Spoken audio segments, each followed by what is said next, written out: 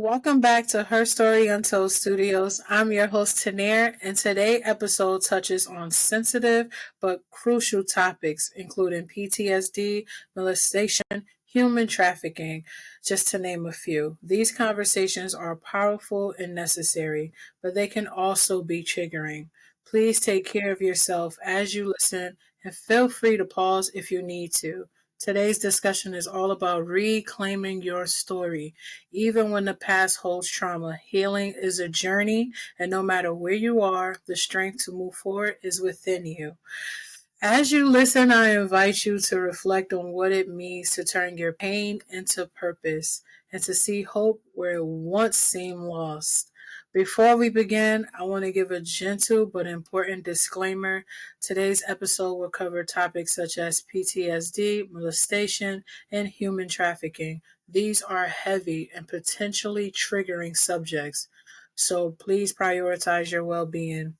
If you find any part of this conversation stressful, feel free to take a break or seek support or click off. This discussion is intended to inspire, healing, and hope, but it's important that you listen in a way that's safe and comfortable for you. Now, without further ado, I would love to welcome my guest and let her introduce herself. Okay, so happy for her to be here and give us a little bit Thank about her you. journey. My name is Sharice Tareva. My clients call me their trauma mama, and I have called myself and trademarked Rebirth Initiator.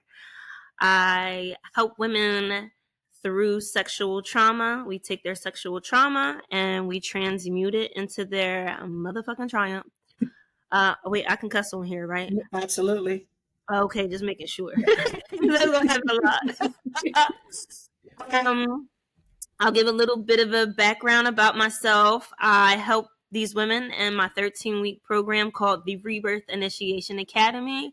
But my journey to where I am now has not been easy. As you said before, there, disclaimer, trigger warning. I was born into 3 generations of sexual trauma, mental, emotional trauma, and abuse, and physical trauma. My Am I sharing that? I guess so, because I was about to say it. So I'm gonna let spirit guide this session. Okay. My mother was conceived by being, my mom was raped, and my mother was conceived in that rape. My mom later married that man because back in the day, a shotgun wedding, you do this to my daughter, you're going to marry her now type of thing. Trauma, generational trauma. That same person molested my mom when she was a teenager. So I was in my mother's womb and my mom was in her womb, and not to mention the emotional and sexual trauma that my great grandmother experienced. So I came in with that trauma in my womb, in my blood. I inherited it. When I was 19, I was forced into human and sex trafficking. And that, I feel like, when I say this, people are confused, but it makes sense to me after I learned about my mother's trauma and how she was conceived and what my mom dealt with in her life. I was like, oh, so no wonder I was trafficked. No wonder I was molested when I was a little girl. No wonder I don't remember these things. No wonder I had daddy issues. Like, there's so many layers to it. So that is part of my journey, and that's why I'm so passionate about helping women with sexual trauma. It's not an easy thing to talk about. It's like taboo. People don't even want to admit to experiencing sexual trauma. It's very much like, ooh, that didn't happen to me, so please don't talk to me about it. And Right. it's like consent. Lack of consent is sexual trauma. Somebody touching you and speaking to you in a way that makes your body uncomfortable and makes you do this is assault. We got to call it what it is. We have to stop sugarcoating this shit. When you Right. were a little girl and there was that uncle that you didn't want to hug and they told you to hug his ass anyway, trauma. We're no longer in the era of what happened in this house stays in this house. That was that was our grandparents and maybe our parents, depending on how old you are. This is the era of this happened to me. Now it wasn't my fault. It's my responsibility to take responsibility for my healing. And also what happened in my house or in my family, it has the potential to really set me free and to help so many other women. Right. So that's the era I'm in. I'm this super full moon in Aquarius got me activated. I am like riot, revolution. It's a movement. Like we gotta reclaim our bodies. We gotta reclaim our power, and the only way to do that is to acknowledge that it happened in the first place. So that's a little bit about myself. Yes, Yes. that was loaded, but it's your truth. Mm-hmm. Okay. I'm just like taking all that in what you just said. But we'll dive into it. Can you Mm-hmm. share your journey and what led to the traumatic experiences of sexual trauma, trafficking, and molestation in your life? Absolutely. Absolutely. I've actually just uncovered a childhood sexual trauma. Now I know that I was touched when I was 4. I've also have recollection of being sexually assaulted when I was 7. But there was one that just came up in a healing modality that I went to myself a couple of months ago when I was 5 that I had no recollection of whatsoever. So those traumatic incidences, I don't think I could say what led to it besides the direct connection to the matriarch in my family.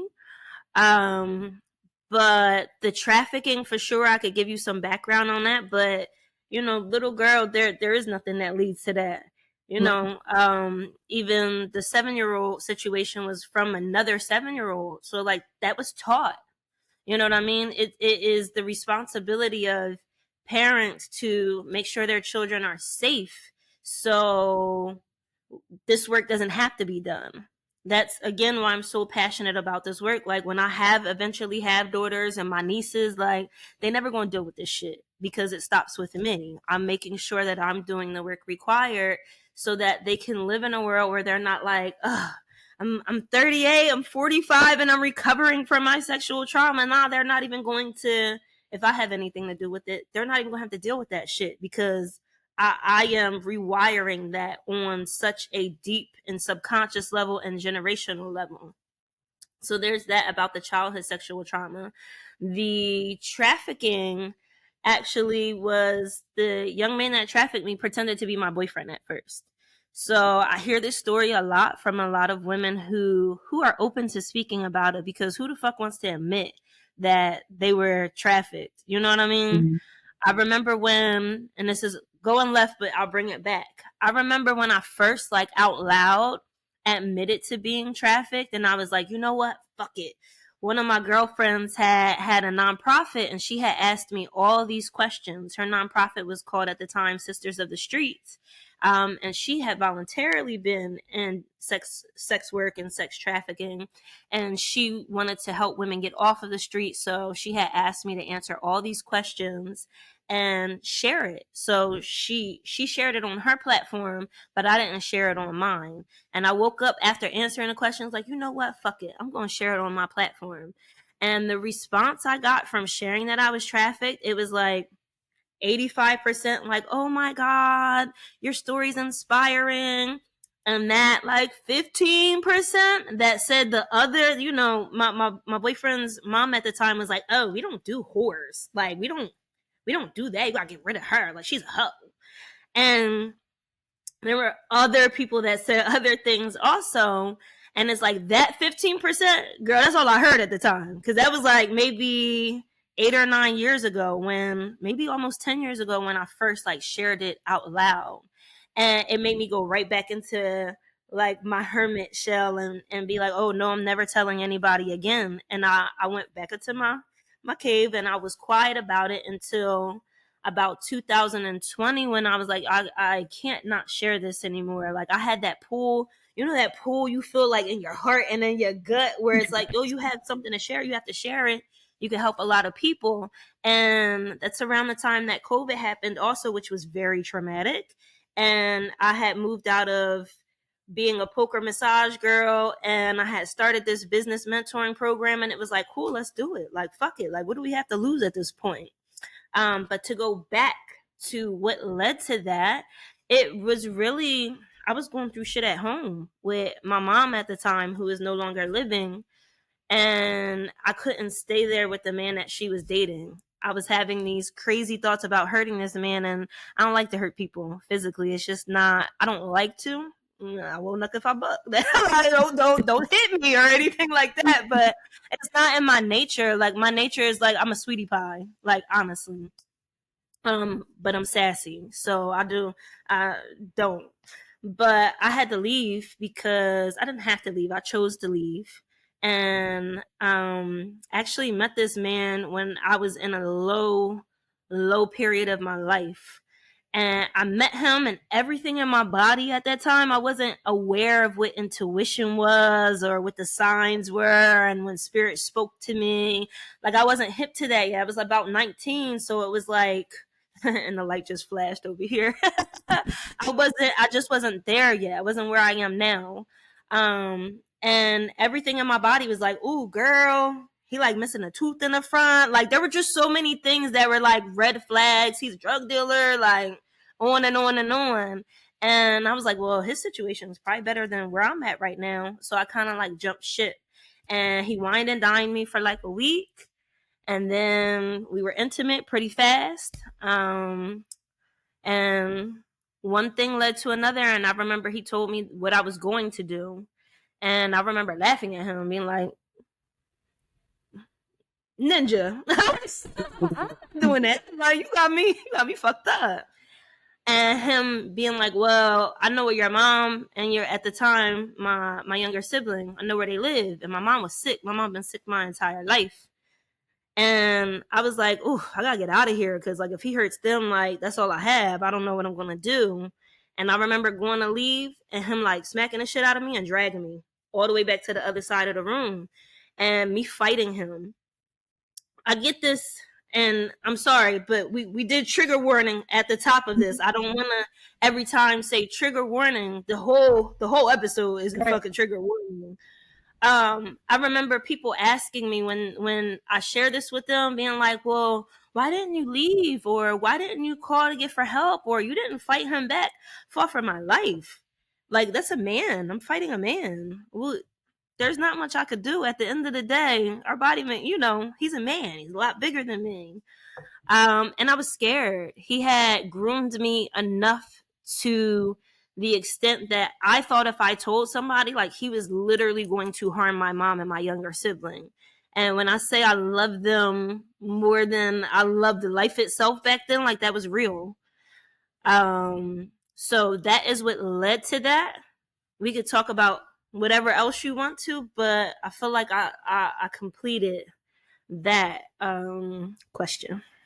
Okay. Mm-hmm. At what point did you begin to realize that what you were experiencing was more than just isolated incidents, but a pattern of exploitation? In the human trafficking, yes. Yes. Immediately. It wasn't. There was never a question. That's why I fought so hard, because I was like, yo, I'm not. This is not me. This is not what I want to do. I don't. I remember his. So he wasn't. He was not into human trafficking. His brother was. And I remember his brother seeing me one day when we were hanging out where he was hustling at, and being like, oh, she's pretty. You should put her on a track. And he was like, oh, no, she's a good girl. I'm not doing that to her. Blah, blah, blah, blah, blah. And I felt like his brother applied pressure so much, and not, this isn't me making excuses for him, because ain't no fucking excuse. But I feel like he just kept saying it so much, and you are the common denomination of the people you hang with. So if that's what his brother does, and that's who he hangs around all the time, eventually he's going to get in that world. If you hang around a bunch of spiritual baddies and that burn sage and are into healing and like the garden, you eventually going to end up in somebody's garden burning some sage, being spiritual. If you are around people who are addicted to anything, you're eventually going to be who you are around. You are a product of your environment, no matter how you want to look at it. It is what it is. You don't have to succumb to the circumstances in your environment, but most people subconsciously are not aware enough to fight those battles, those internal battles. So I knew exactly what he meant. I wasn't there was never a time where I was like, oh, maybe this is a one-time thing. Oh no, I was clear, which is why I didn't want to do it. And yeah, it actually didn't last long. Like it didn't last a year. Like I wasn't out there for a year. I was out there for maybe 3 to 6 months, maybe 9 months. I can't really remember the time frame, but it was definitely under a year. Okay. So, what was your mental and emotional state during these experiences? How did you cope in the moment? Oof, that's a good question. You're the first person that's asked me that question about this situation. Yeah. And I love you for that. That's an important sister. question. Nobody's ever asked me that question. Oh, I do my homework, okay? I appreciate that. You the real deal, okay? Whew. My mental and emotional health and just where I was in a really dark place. I definitely, again, I'm not going to say trigger warning every time, but I definitely went back and forth with like, I shouldn't even be here. You know what I mean? Like I should just, if this is what my life is going to be, I got to go. Like this is not for me. How I coped was I smoked a lot. I smoked a lot of weed. I would drink here and there, but I was 19, so I really wasn't getting served anywhere. But yeah, I would just smoke. I was just dumb high all the time because I was like, I cannot believe this is my fucking life. Like, how the fuck did I get here? I just graduated from high school. I had a tumultuous summer before that already. My 18-year-old summer, and then my younger sibling was born, and it was like it was just a lot. There was too much. There was too much happening at the same time, back to back to back. So I was, like I said, I was in the position, and not, I want to be mindful and careful of how I put this because somebody's going to take this the wrong way. Somebody always takes something that I say and makes it go left. I was in such a low vibration that everything that was happening to me, like I was just so open to it. You get what I'm saying? Like, so for example, you put me now in that situation, it would completely go a totally different way because I'm not saying I'm at the highest frequency vibration. I love myself so much that like I probably wouldn't even have seen that man. He probably wouldn't exist on the frequency that I exist on right now. You get what I'm saying? So I was just in a dark place. I was in a really dark place at that time. And I coped by smoking. I was high all the time, and if I could get a drink, I would. But my choice of drug was weed and to disassociate. So in the act, I just was not there at all. Like I wasn't physically there. So, can you talk a little bit about your connection between the PTSD and the experiences you went through? Oh, girl, yes. So, up until a couple years ago, um, I went through this phase where I didn't want to be touched. There are still times where I have to feel safe. Like I'm very intentional on who I surround myself with now. And I love and I require emotional intelligence. Um, Even in my family, like if we can't connect on that, like I just won't fuck with you. And it's not because I don't love you. I love you, but I'm not safe in your space. You don't have my highest and best interest at heart, so I'm not gonna come around you because you're gonna make little jokes or you're gonna do something that triggers me, and I don't live my life like that. I'm very intentional. But up until a couple years ago, my like romantic relationships, my sexual relationships, um, very chaotic, very chaotic. And what I mean by that is one in particular, like there was, and this isn't chaos. Me saying asexual like isn't chaos. It's just what led up to me feeling like that. There was a lot of um, ugh, discord and toxicity in that relationship because I was still unwinding. Like people got to understand when you go through that level of trauma, um, you're gonna be healing for the rest of your life. And I say this all the time because there's this facade on Instagram and this facade on social media and YouTube, you know, that there are people like selling, come work with me, I'll heal you. Absolutely. Come get this work, I'll heal you. If you do X, Y, and Z, you'll be healed. And it's like, no, absolutely not. When people say that to you, I encourage you to actually run the other way because there is something that is not embodied about that person. Because if you feel like you can hit a plateau in this lifetime, why are you here? There's no reason for you to be living, breathing in your physical skin. Healing is continuous.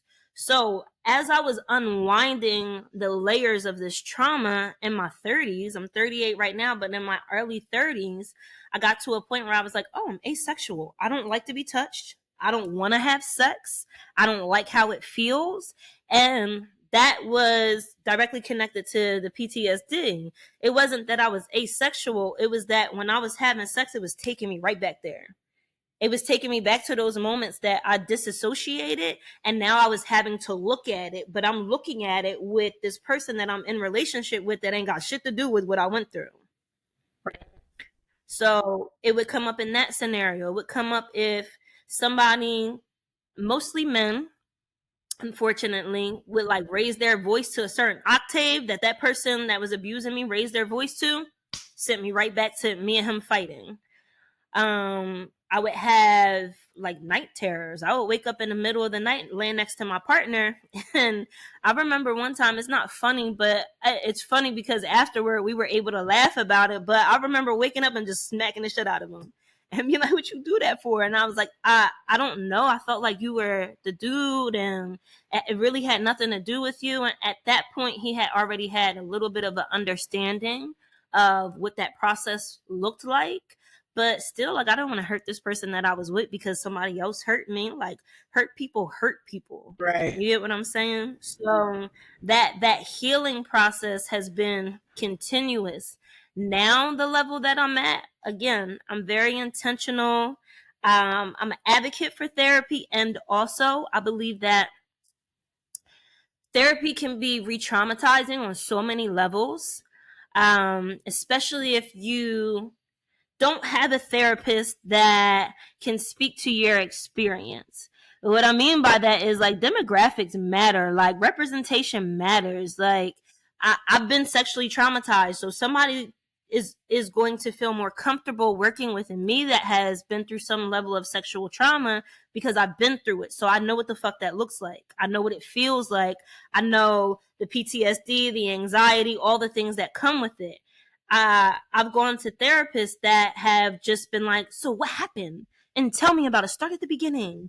And it's like, whoa, that happened to you? And it's like, girl, yeah, that happened to me. What are you doing to help me ground at the end of this session? Though you're just sending me off into the streets. And I'm activated again. And now I'm back in fight or flight. And I'm reliving that until next week, until I gotta come sit on this couch with you and talk about this shit again. There are other modalities, again, that I think everybody deserves access to, where we could go to that specific experience and rip that shit out at the root. So then we could really start the healing process in a safe environment. And when I mean safe environment, I mean within your body. Like, I want you to feel safe. You deserve to feel safe to do this work. And again, I'm an advocate for therapy still, even though I do not agree with it sometimes in certain situations. I'm an advocate for hiring mentors and investing in yourself in that way. You are your best investment. It gives you the best return on investment. you pouring alkaline water into your body every day, that's an investment. You putting high frequency sounds in your brain waves every day, that's an investment. You spending time with the people that you choose to spend time with, you're investing your time. Everything is an investment. So I'm so intentional on even here being in your space. I was like, Spirit, am I supposed to be on this podcast? I got a clear yes. It was loud too. And I was like, cool, let's do it. I'm very, and my space is so sacred. Like I'm careful with who I let in, and not in a protective, scared type of way. Just that I've been through a lot, and my energy is mine, and I'm gonna choose who I give it out to. Yeah. There's so many layers. I'm thinking of so many things in my head. I'm like, okay, calm down. Wow. You just never know what someone is going through or what they have been through. And to just double back on what you said about protecting your peace, being intentional on who's around you, I agree with that 100%. If you're around people who are not on the same path that you're on, you're going to be doing what they're doing. So I totally agree with that. What were some of your biggest challenges in breaking free from human trafficking? Whew. So to make a long story short, it wasn't that like I escaped or anything like that. When you asked me earlier how I was coping, I was buying weed. So I bumped into a guy, and I can't make this story short, but I'm gonna do my best. I feel like I met an earth angel who was actually dubbed as a drug dealer, and I bought some weed from him, and he prophesized over me. And I couldn't understand why this man was like preaching to me while I just wanted to buy some weed. I was like, I just want to smoke. Like, I need to get high so I can go do what I have to do. And I can't be seen with you because you look like me. So I'm not allowed to be seen with you, or I'm really going to get fucked up. And this man prophesized over me in a way. He was like, if you keep coming out here, you're going to die. Like, this is not what you're supposed to be doing. You're a queen. Like, this is not your birthright. Your birthright is greatness. I mean, like, prophesizing. And it had me prophesizing so much that I was like, well, am I high already? Because why is this man talking to me like this? And he eventually, he robbed me also, which makes it another layer to this story. He robbed me, and while he was robbing me, he even prophesized more. He was like, listen, I'm telling you, if you come back out here, you're going to die. And I'm not doing this because I want to hurt you. I'm doing this because this is the only way that you learn. You learn by experience. So if I do this to you, you'll stop coming out here. He didn't hurt me. He didn't touch me. He literally folded my clothes. Like, he had me stripping everything, folded my clothes and put them at the end of the street, which I thought was weird. I didn't know how he had enough time to do that, which is why I call him my earth angel, and what leads me to the next part of the story. A couple days later, and I have to rewind a little bit, I got smart. So I started to hide in the casinos and take the $20 that I got at the top of the day, put it in this penny slot, and I would win the money that I needed to make by the end of the night. So toward the end of the trafficking, I literally was just sitting in the casino playing penny slots and drinking Shirley Temples and this one beautiful cocktail lady. I don't remember her name or what, but she was an earth angel, I feel, also, because she would let me sit in there and she knew I wasn't 21. So I'm coming out the casino and I'm yelling because, again, I'm still sassy. I'm still myself. And I'm ready to go. And I could see my pimp / fake boyfriend and his brother in the car. And I'm like, yo, I'm calling your phone. Why aren't you answering? Blah, blah, blah, blah, blah. And the brother gets out and he's like, Reese, run. And I'm like, run? I'm not running. I'm ready to go. Like, what are y'all talking about? And I look at them running. I turn around and there's a gun in my face. So I turn, I run. And if you know anything about, I was trafficked in Atlantic City, New Jersey. If you know anything about Pacific Ave, like, there's always cars going, there's always jitneys going. All I remember is running and then being in this corner store off of Dr. Martin Luther King Boulevard. And I was like, wow, this is what heaven looks like? Because it all happened so quick. I didn't smoke that night. I didn't do anything to be inebriated. I was in the store. I ran, and then I was in the store. And I was like, damn, this is corny. I was like, heaven is a corner store. Like, ugh, all the stories are lies. And I was like going through this mental, kind of like shock. Like, where the fuck am I? Why am I in the store? And the brother walked in and he looked at me and we both gave each other the same look. He was like, well, how did you get in here before I got in here? And I looked at him the same way. And then the boy that was trafficking me, he walked in with 4 bullet holes, 4 gun wounds, no exit wound. So the bullets were just ricocheting in his body. And that's how I got out. Because he could no longer force me to go out there. He was still very abusive. He still found me, later stalked me, still was hitting me, still was sexually traumatizing me. But that is how I got out of trafficking. He got shot 4 times with no exit wound. And when I think about it, there's no way for me to, scientifically and logically outrun these men and no pumps. And I was like, oh, the earth angel, he carried me. He carried me in the store. He told me. I had this divine warning like 3-4 days prior and I didn't listen. And it wasn't that I didn't want to listen, like I was forced to come out there. And I feel like because not like, oh, because I was so pure, and not in that sense, but because I really didn't want to be out there, like I was spared. And because my gifts and my purpose is so much bigger, and it wasn't ever supposed to end right there. Like, that's why I was able to live, and that's why I felt like I was carried in that store, so I could be a testimony for other women and to let them know, like, hey, I went through this. I hated my body for years. I felt disgusting for years. I hated myself for years. And if I could go through that and be where I am now, and this is not even where I'm going, like I'm still becoming who I was meant to be. But if I can make it through that and be sitting right here and talking to you, you can make it through whatever the fuck you're going through. Right. You really can. With the proper help and with the proper support, you really can. Wow, Sharice. Yeah. I'm sweating and everything. I'm just like, I'm taking in everything that you're saying, and I'm like, wait, what? You were warned 3 to 4 days before, and then that took place.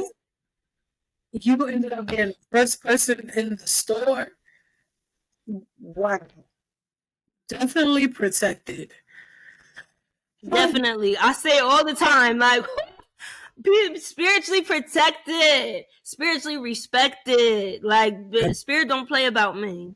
Spirit does not play about me. And I say that often, that you cannot play with pure-hearted people. And that's what I wanted to say. Like, at the end of the day, like, I'm a pure-hearted person. I'm a lover girl. I am one of the nicest people you will meet.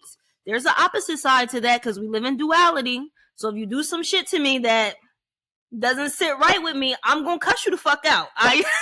Yeah, my mom was like that. My mom was light love and hell and holy fire. And I think that we live in a society that wants you to be one way or the other. Like, you either have to be light or love, or you have to be like a witch and of the darkness. And it's like, I'm like a beautiful mixture of light and dark. So like, it depends on where I'm at in my life, what frequency I'm on. And that doesn't mean that I don't control my emotions, because I very much do. I'm not just cussing you out like I used to when I was younger, but there are situations where people have to be told about themselves in the firmest way possible. And I'm not that person that's ever going to sugarcoat it. You know what I mean? And I say this often and people are tripped out about it, but maybe we agreed to have this little ripple, and for me to cuss you out or for you to cuss me out before we dropped into these physical bodies, so that I could grow in some way, shape, or form, or so you could grow in some way, shape, or form.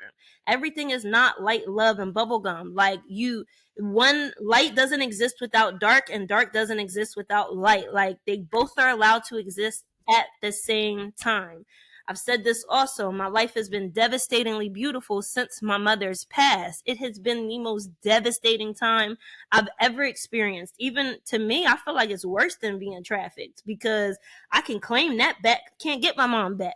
Right. So that is devastating. But it's also been beautiful, because I I'm living a completely different life. Like, it's literally before my mom passed and after my mom passed. So like, I've become a whole different woman walking this earth without the person who birthed me.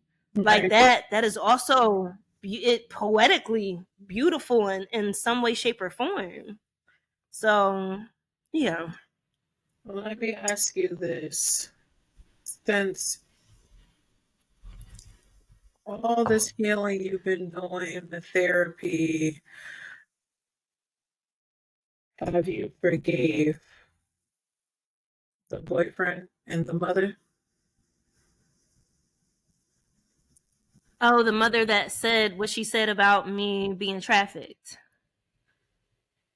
Have you forgave the mom, your mom? Oh, excuse me. Absolutely, I apologize. absolutely, and that's something that, The mother, I um, apologize about that. yeah. Thank you for clarifying too. Thank you for clarity. Um, I have forgiven my mom. There are some things that I'm going to be perfectly honest that I'm still working through. And I think, again, this journey is continuous. So when I grow and when I elevate to another level, right, and not in a way of being superior and somebody else being inferior, or me, this version of me being superior to another version of me, because I don't think like that either. But when I level up, there's going to be another layer of myself that I haven't discovered yet, right? That I haven't gotten to meet or know or experience. And there may be a layer of trauma with my mom that pops up at that level that I get to unpack and that I get to sit with. So, yes, I forgave her at the to the capacity that I can and that I could have at the version of myself that I am today. You know, tomorrow something might pop up that opens up a whole nother can of worms that I get to dive into, and I'm gonna gracefully kicking and screaming dive into it because healing isn't fun, right? Sometimes that shit isn't fun. We on Instagram we see it. It's aesthetically pleasing and it's sound bowl healings and it's sage and crystals and therapy sessions and I don't know coffee mocha lattes and that's not the fuck what it is. You know, Right. healing is ugly. It is very ugly. It's you crying on the floor. It's you being like, what the fuck is going on in my life and how the fuck did I get here? And what am I going to do next? And also, ooh, that thing that I did 2 years ago, I did that. Somebody didn't do that to me. I chose to do that. I chose to move in that way. I had to take honest inventory of my actions and my character, and I get to choose to grow or I get to stay complacent and do the same shit over and over again. So I think that I've healed. I've forgave her, and I am healing to the capacity that I can at the version that I am right now. Now, when you say boyfriend, you mean the person that pimped me or my ex boyfriend? The one that pimped you. So I've actually seen him on two separate occasions years after that happened. And I believe that I've forgiven him to the level that I can forgive him at this version of myself. I know that there's more. There's always going to be more. Again, because healing is continuous.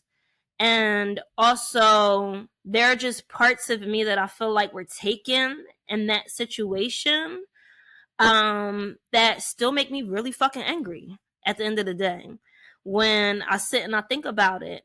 So yes, I forgive him, but I have to continue forgiving him. He is somebody that is on my forgiveness list every month at the full moon. Trust me, I'm writing his name down angry every month at the full moon, and it's not because I haven't moved past it or anything like that. It's just that, you know, this is what healing looks like. I'll remember something, I'll smell something, and it'll send me right back. And then I get to unpack that. I get to release that. I get to process that and integrate that. I Right. think that we skip those steps in the healing journey because social media is TikTok and everything's instant gratification and, like, you know, fast, fast, fast. And healing is a lifelong journey. And those who decide to step on that journey are some of the bravest people that walk this earth because everybody's not going to do this work. It's not for the faint of heart. You will question your sanity. multiple times on your healing journey. Right. You will question everything about your life. So yes, I forgave him at the level that I could forgive him at right now. And also I have to say this, and I know that I'm going to get stoned for saying this, but I don't give a fuck. You know, being where I am now in my life, when I think about him, it's not really like flaming, raging anger like it used to be. It's more so like, damn, like who treated him like that when he was a child, that he thought it was okay to do this and this and this to me? Like, what the fuck type of childhood did he have? And I also know a little bit about his childhood. I know he watched his mom be abused. After you get shot and you somebody's caring for you, you start telling these things and having these intimate conversations. And it's like, you know, I forgave his younger self that was afraid and fought me, because 90% of the time, 95% of the time, it was his inner child literally replaying the shit that happened that he saw, and he was just acting it out. That's what I think society like is confused about. Everybody's like, "Oh, this, did you forgive him?" Like, no, let me forgive his inner child, because at the end of the day, from 0 to 7 or 11, your subconscious mind is formed. Everything you see from that time span is 95% of your experience as an adult. So if you're seeing your mom get her ass whooped every day, if you're seeing your dad yell and that's how he rules his house, you're going to mimic that 95% of the time in your adulthood, unless you go back and you do that subconscious rebirthing, you do subconscious healing, you rewire those parts of yourself, and you let them know, like, hey, this is not what that's not what it is. And I also don't believe in right or wrong, but like, this is not what I want my life to be. Right. This is what I would prefer my life to be. We need to rewire that and let that go. And I think it goes a little further back. That's why I say generational trauma. I'm heavy on rewiring generational trauma patterns and wounds, because I was in my mom's womb. My mom was molested. I spent 9 months in a womb that was taken advantage of when it should have never been. My mom spent 9 months in a womb in the same situation. My grandma spent 9 months in the womb in the same situation. I was in my grandma's womb. I was an egg in my grandma's womb. There was no way for me not to be sexually traumatized in this lifetime. It just, there was no spiritual and energetic way, unless my mom had the tools to do what I'm doing now, and she didn't. And she did the best that she could with the tools that she had. And my family gets upset when I say I'm reparenting myself and I wasn't nurtured as a child, and that's my truth. That is my fucking truth. And my mom didn't have the tools to nurture me. She was an abused child. They all were. How can you nurture from that space? I'm not mad about that. I don't say it to be angry or to attack her character. Not at all. I love my mom, and I still love my mom. And she did the best that she could with the tools that she had, but she didn't have the tools that I have. So it is my responsibility to do what I need to do and to get my fucking healing. And that's what I'm doing. And I'm also paying it forward and helping other women do the same. Ooh, you unpacked a lot. I'm proud of you. Sure did. That's why I took a breath. Sure did. I'm super proud of you. I'm just thank you. Super, super proud of you. And I'm excited to see what's to come for you in the future, for sure. For you, your business, for everything that you're doing. Thank you. So looking Thank back, you. Me too. You're absolutely welcome. Thank you. I appreciate that. Wow. I was speechless, because I knew you coming on. We already knew what we were, you were going to talk about. It was going to be discussed today. But to actually hear you speak about it and that pain and just, it can definitely be, we use this word a lot throughout the podcast, but it can definitely be triggering for a lot of people and also very emotional, so I'm just proud of you, girl. Thank you. You too. I'm a reflection of you, so I know you've been through some shit. So if you're proud of me, that means you're proud of yourself. Yes, indeed. So I appreciate that. I appreciate you. So, looking back, how Mm-hmm. have you transformed from being a survivor into someone who thrives? Hmm. I would say my number one thing is really having the support that I deserve, right? Not that I need, but that I deserve. Making sure that I am my first priority and taking care of myself that ish. I say that all the time. Putting myself in spaces where I feel safe. And if I don't feel safe, I speak up and I let people know that I don't feel safe. With all this sass and all this passion, it comes out. It's come out quite a few times. But just the work that I've been doing this work. I would say I got really, we're all on a spiritual journey, right? So it's not like you don't get to a moment where you're like, I had my spiritual awakening. Like I hear people when they say that, but like we've been on this shit. Like you came in, you incarnated knowing that you were going to awaken in this lifetime. I feel like that encounter that I had when that man prophesied over me, I feel like that was my conscious awakening. Like I was like, oh shit, like what was this? Because there were just a lot of mystical things that happened in between. Like the house that we walked to doesn't exist. Like it's not a real house. There's so many layers to that. But putting myself in spaces where there are people that are where I want to be and gravitating towards them.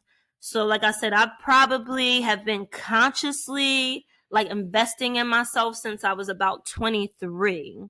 So 23, I'm 38 now. That's about 15 years of healing work, like active healing work, because we always are healing, Right. but active, like conscious, deliberate, intentional. I'm putting up money for life coaches. I'm putting up money for spiritual mentors. 15 years of healing. And this is still just the beginning because I'm still becoming who I was meant to be. And this is like, I feel like I'm at the beginning of that version of myself. Um, Support. The support is important. Put yourself in spaces with people who are already where you want to be.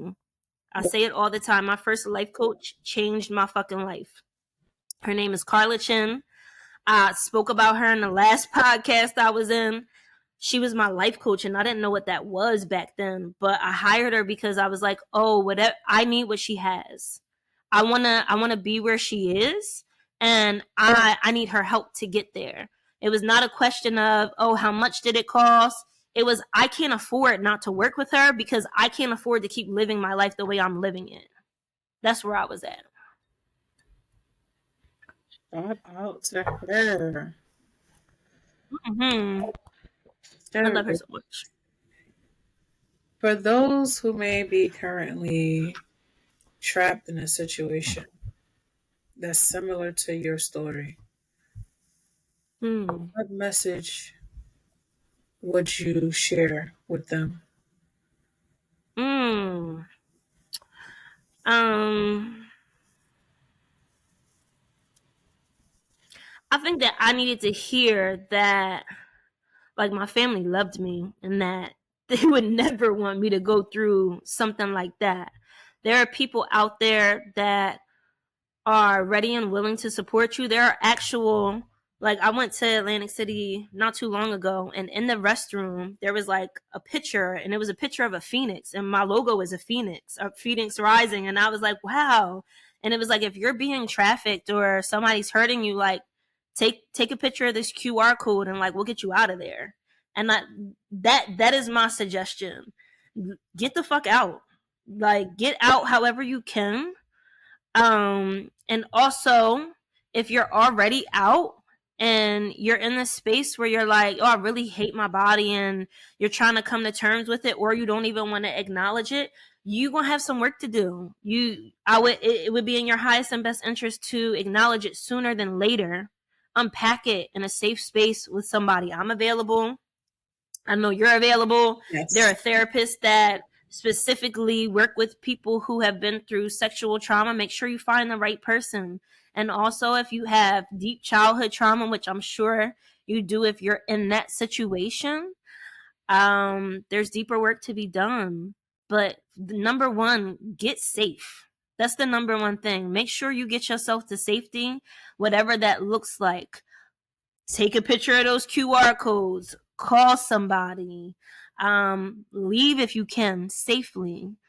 Right.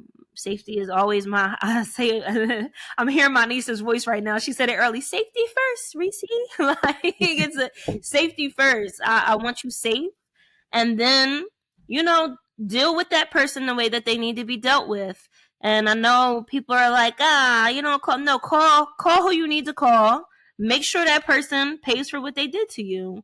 And I mean, like, the authorities, not like your brother or something like that. I mean, like, call the proper people and make sure that this person is held accountable for hurting you and harming you in the way that they did. And get the help that you deserve. And again, if you've been through it and you're looking for support, I got you. I'm here for you. I love that. So before we wrap up this interview, what is something you would tell your younger self? Oh, sex does not equate to love. That was easy. It's my number one thing. Sex does not equate to love. It Yeah. just doesn't. And I thought that at one point, my younger self was very much like, oh, well, you know, if I give him my body, like we together, we go together. Like, that's it. And that's not it. I was looking for love, you know, through my body, and that also has been a healing journey, and that also plays into the trafficking and all the other things that I experienced. It's like a beautiful full circle moment, because next week I'm holding an event called Untamed for women who have been through sexual trauma and that want to feel at home in their body. And when I was going through it and years after, like I said, I hated my body. I think it was like 23 to 25 was when I was like, oh, like, I love this. It's beautiful. I have agency over this. It was very much like a welcoming home, like a homecoming to myself. And I know that women that have been trafficked, there is a disconnection because of the disassociation, especially if you involuntarily had to do it, or you involuntarily had to do anything with your body that you did not Okay. consent to. There's a moment of disconnection. So when you get to come back home to yourself, like, that is a homecoming that is a outer body experience that I still cannot put into words. It's hard for me to like articulate what that feels like. But when I do it passionately, it's like, oh, I got agency over this. Like, this is mine. I'm a bad bitch, regardless of what I went through.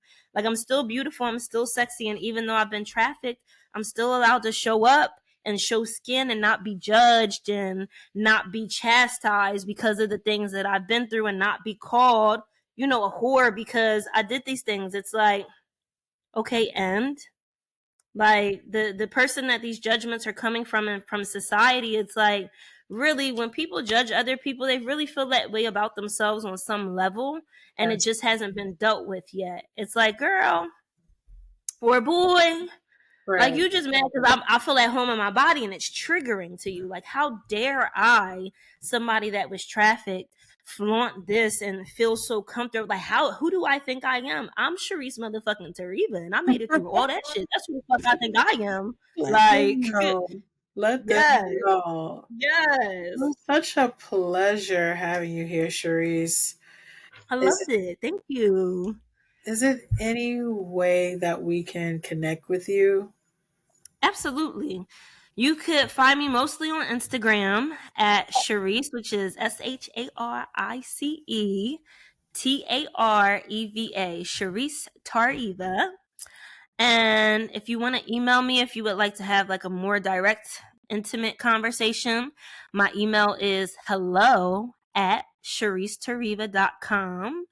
And if you're like, girl, fuck that, I want to know what your program look like, you can go to www.sharicetareva.com and you can see everything that I offer there. And if you have any questions, email me or DM me. And if you are looking for some healing to start right away, like I said, I am hosting a 3-day immersion that starts on Monday at 7 p.m.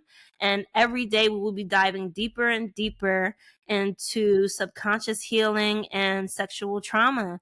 It's going to be deep. And if you're ready to go there, come get this work. I will have a private community also where it will be like I'm coaching you for 3 days. So you'll have direct access to me in a group container, and it is going to be truly a healing experience. And you will not come out on the other side the same way you came in. You will be different. I love that. Thank All the you. information she just stated will be linked in the description. Go check her out. Go check out her website. You can find her on Instagram. Just go tap into what she has going on. Thank And with you. that being said, thank you so much for joining us on Her Story Untold Studios today. This conversation has been incredibly raw, Yeah. powerful, and inspiring. To Thank anyone you. listening who has faced trauma, whether it's similar to our guest experience or similar something entirely different, please know that there is always hope and a path forward. Healing is a journey. Sharice said it Mm-hmm. all throughout her testimony. Healing is a journey. It's not something that's Mm-hmm. an overnight thing. Please do not listen to these healing gurus on the internet. A lot of things are fabricated, okay? Yeah, This takes absolutely. a lot of courage, resilience, and support, but it is possible. Okay? Mm-hmm. Remember, your story is not over, and your future is still yours to create. Until next time, keep rising, keep healing, and keep rewriting your story. Talk to you. Yes. Bye. Bye.